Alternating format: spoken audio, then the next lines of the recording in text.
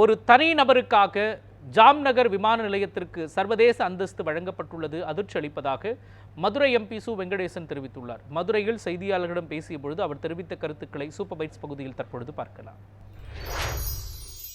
ஜாம்நகர் விமான நிலையத்தை சர்வதேச விமான நிலையமாக 10 நாட்கள் பயன்படுத்துவதற்கான அனுமதியும் அங்கீகாரத்தையும் ஒன்றிய அரசு கொடுத்திருக்கிறது.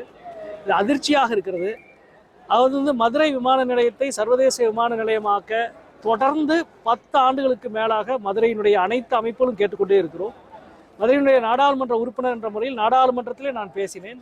பிரதமர் மோடி அவர்களுடைய வாரணாசி தொகுதி விமான நிலையம் சர்வதேச விமான நிலையமாக அங்கீகரிக்கப்பட்டிருக்கிறது. பிரதமர் மோடி அவர்களுடைய வாரணாசி தொகுதியினுடைய விமான நிலையத்தை பயன்படுத்துகிற சர்வதேசிய பயணிகளின் எண்ணிக்கையை விட மதுரை விமான நிலையத்தை பயன்படுத்துகிற சர்வதேசிய பயணிகளின் எண்ணிக்கை 2 மடங்கு அதிகம். ஆனால் வாரணாசிக்கு கொடுக்கப்படுகிற அங்கீகாரம் மதுரை விமான நிலையத்துக்கு கொடுக்க மறுக்கப்படுகிறது. இப்பொழுது பார்த்தீங்கன்னா ஜாம்நகருக்கு கொடுக்கப்படுகிறது. யாருக்காக? ஒரு தனிநபருக்காக. ஒரு தனிநபருக்காக துடிதுடித்து இயங்குகிற அரசு மக்களுக்காக, மதுரைக்காக, தமிழ்நாட்டுக்காக இயங்க மறுக்கிறது. எனவே இந்த அரசு யாருக்கானது என்பதை வெட்ட வெளிச்சமாக காட்டுகிற ஒரு சம்பவமாகத்தான் இந்த நிகழ்ச்சியை நான் பார்க்கிறேன்.